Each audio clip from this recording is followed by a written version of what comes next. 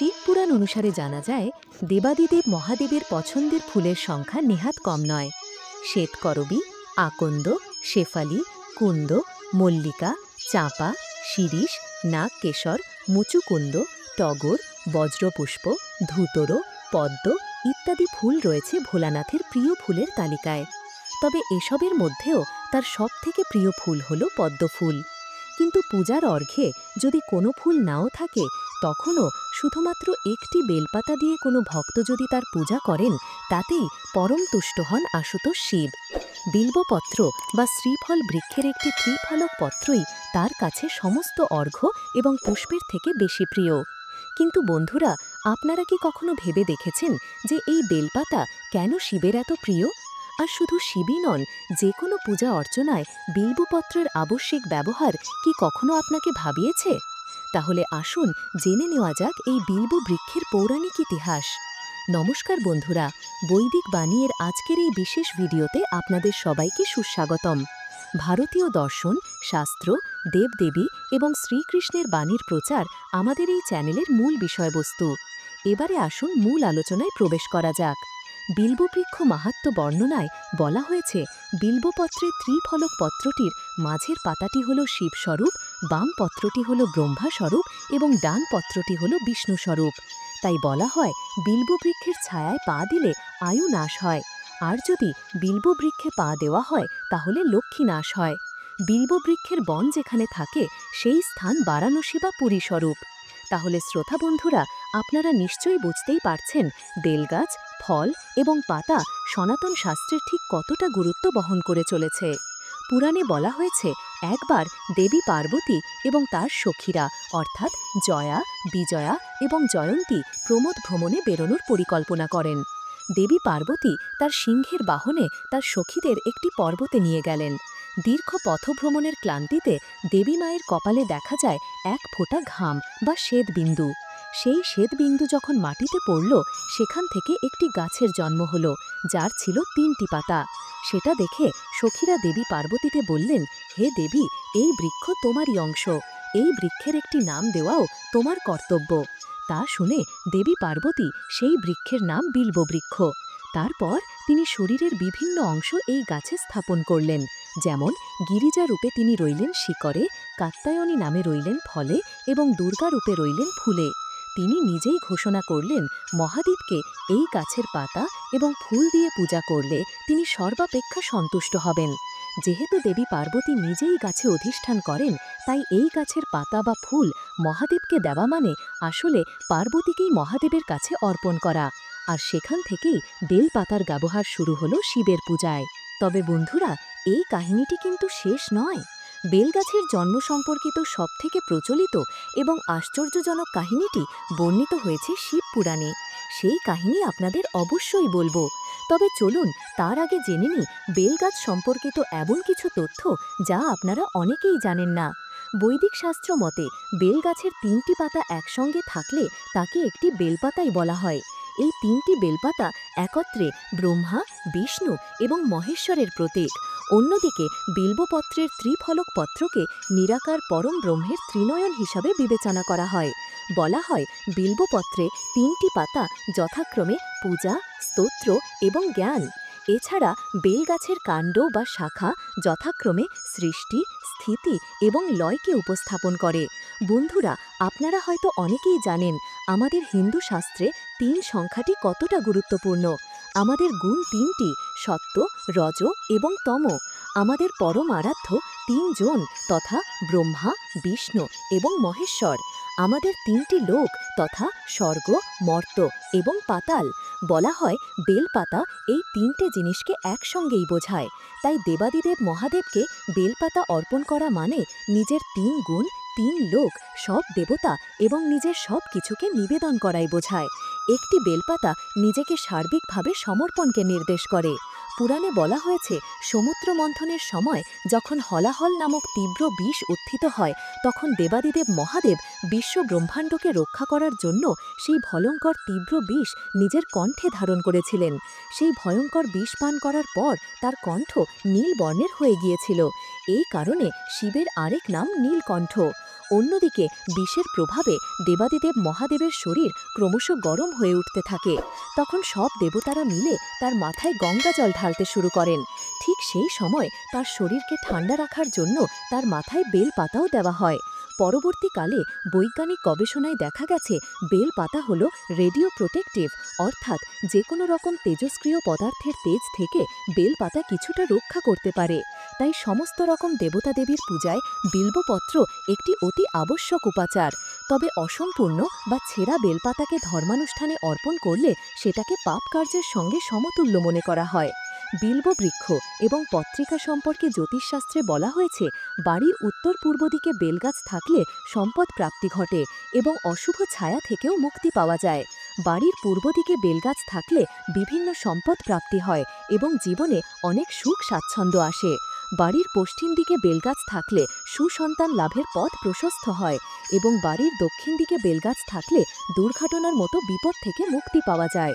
এছাড়াও আয়ুর্বেদের শাস্ত্র মতে শারীরিক প্রয়োজনেও বেলগাছের ভূমিকা কিন্তু অনস্বীকার্য। বেল ফলের গুঁড়ো দুধের সাথে পান করলে রক্তাল্পতার সমস্যা থেকে মুক্তি পাওয়া যায়। তাছাড়া যারা হাই ব্লাড প্রেশারে ভোগেন তাদের জন্য বেল খাওয়া অতি আবশ্যক। বেল ফল ঠান্ডা জলে ভিজিয়ে যদি মিছরির সাথে পান করা হয় তাহলে লিভারের সমস্যা দূর হয়ে যায়। বেল ফল এবং সরিষার তেলের মিশ্রণ যদি ব্যথায় মালিশ করা হয় তাহলে খুবই উপকার পাওয়া যায়। এছাড়াও বেল ফল যদি চিনির সাথে গ্রহণ করা হয় তাহলে স্মৃতিশক্তি বৃদ্ধি পায়। বন্ধুরা, এবারে জানব বেল গাছের জন্ম সম্পর্কে শিবপুরাণে বর্ণিত সেই মনোমুগ্ধকর ঘটনাটি। বৈকুণ্ঠে সেদিন লক্ষ্মী দেবীর মন বড়ই উতলা। কেন জানি না, বারবার তার একটা কথাই মনে হচ্ছিল যে সর্বক্ষণ তিনি তো তার স্বামীর সাথেই থাকেন, স্বামী ছাড়া আর কিছুই তিনি জানেন না। স্বামীও তাকে ভালোবাসেন ঠিকই, তবুও তিনি কি তার স্বামী শ্রীনারায়ণের সবথেকে প্রিয় হতে পেরেছেন? উতলা মনের ওঠাপড়া নিয়ে তিনি গেলেন তার স্বামীর কাছে। অনন্ত শয্যায় শায়িত শ্রী বিষ্ণুর পায়ের কাছে বসে তিনি পদসেবা করতে শুরু করলেন। পায়ে স্পর্শ পেয়ে শ্রী বিষ্ণু তার চোখ খুললেন। তখন তার দৃষ্টি পড়ল লক্ষ্মী দেবীর চিন্তাছন্ন মুখের ওপর।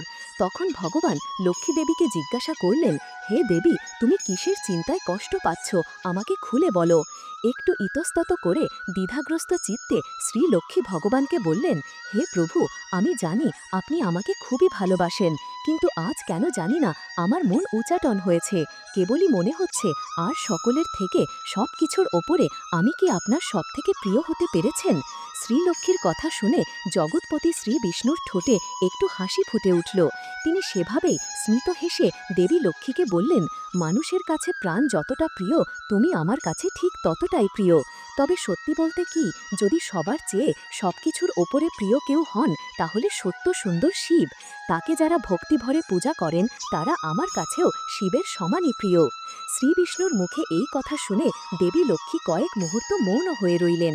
তারপর তিনি জল ভরা চোখ নিয়ে শ্রী বিষ্ণুকে বললেন, আমি তেমনই এক শিব ভক্ত হতে চাই প্রভু, যেমন ভক্ত হলে আমি আপনার সব থেকে প্রিয় হতে পারি।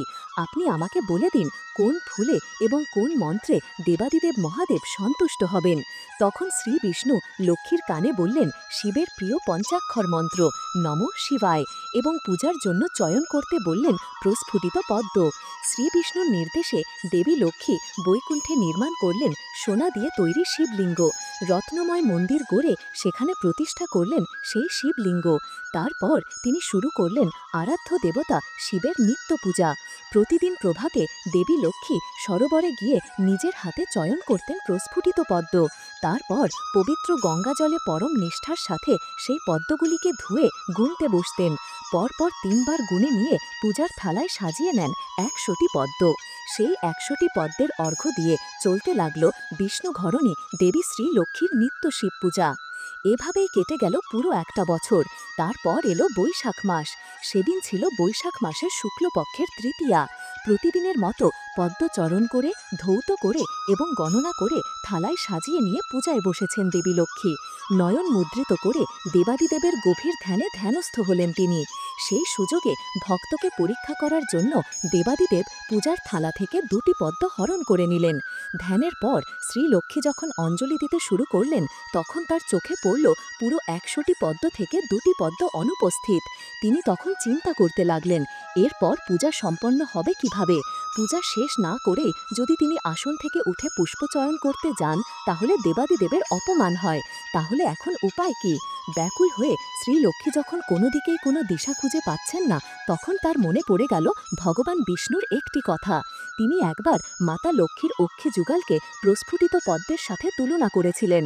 ভগবান বিষ্ণুর কথা কখনো মিথ্যে হয় না, তাই সেই পদ্মসদৃশ অঙ্গদয় উৎসর্গ করে পূজা সম্পন্ন করতে চাইলেন শ্রীলক্ষ্মী। এই দৃশ্য দেখে অভিভূত হয়ে গেলেন দেবাদিদেব মহাদেব। তাই ভক্তের প্রসন্নতা নিয়ে শ্রীলক্ষ্মী যখন তার অক্ষিযুগল কর্তন করতে উদ্যত হলেন, তখন মহাদেব আর শান্ত হয়ে বসে থাকতে পারলেন না। সম্মুখে উপস্থিত হয়ে তিনি তাকে সে কাজে বাধা দিলেন। মহাদেব বললেন, হে দেবী, আমি আশুতোষ শিব, আমি অল্পতেই সন্তুষ্ট হই। তোমার মাতৃঅঙ্গ ছেদন করে তুমি অনুতপ্ত করেছ, আর তার সাথে প্রসন্নও করেছ। বলো দেবী, তুমি আমার কাছে কি বর প্রত্যাশা করো? শ্রীলক্ষ্মী শিবকে স্তবে তুষ্ট করে বললেন, হে ভগবান, দিতে হলে আমার এই বর দিন, যাতে আমি আমার স্বামীর সব থেকে প্রিয় হতে পারি। শিব তখন মৃদু হেসে বললেন, তাই হবে মা, তবে তোমার এই বলিদানের কথা কখনো কেউ ভুলবে না, কারণ তোমার ওই অঙ্গ থেকে পৃথিবীতে জন্ম নেবে বেল নামক বৃক্ষের, এবং তার পত্র হবে আমার ত্রিনয়ন স্বরূপ। হে দেবী লক্ষ্মী, তোমার আরেক নাম শ্রী, তাই এই বৃক্ষকে সবাই শ্রী বলেই জানবে। ফলের নাম হবে শ্রীফল এবং পত্রকে বলা হবে শ্রীপত্র। যতদিন ধরায় চন্দ্র সূর্য থাকবে এই বৃক্ষ ততদিনই থাকবে। এই পত্রের পূজা পেয়ে আমি হব পরম তুষ্ট। শিবের অনুগ্রহে সেই বৈশাখের তৃতীয়া তিথিতে পত্র, পুষ্প এবং ফলসহ ধরাধামে বেলগাছের জন্ম হল। তাহলে বন্ধুরা, এতক্ষণে নিশ্চয়ই বুঝতে পেরেছেন দেবাদিদেব মহাদেবের বেলপাতা কেন এত প্রিয়। আসুন আমরাও বেলগাছ, পাতা এবং ফলের সমাদর করি। এছাড়াও পরমেশ্বরের কৃপা লাভ করার জন্য বিল্ব বৃক্ষের প্রণাম মন্ত্রটি নিয়মিত পাঠ করি। নম বিল্ব তরবে সদা শঙ্কর রূপিণে সকলানি মমাঙ্গানি কুরুস্ব শিব হর্ষদ। তো বন্ধুরা, আশা করি আপনারা ভিডিওটি থেকে অনেক কিছু শিখতে পেরেছেন। যদি ভিডিওটি আপনাদের ভালো লেগে থাকে তাহলে একটি লাইক করতে ভুলবেন না। আবার দেখা হবে পরে আরেকটি ভিডিওতে। ততক্ষণের জন্য ভালো থাকবেন। ওম নমঃ শিবায়।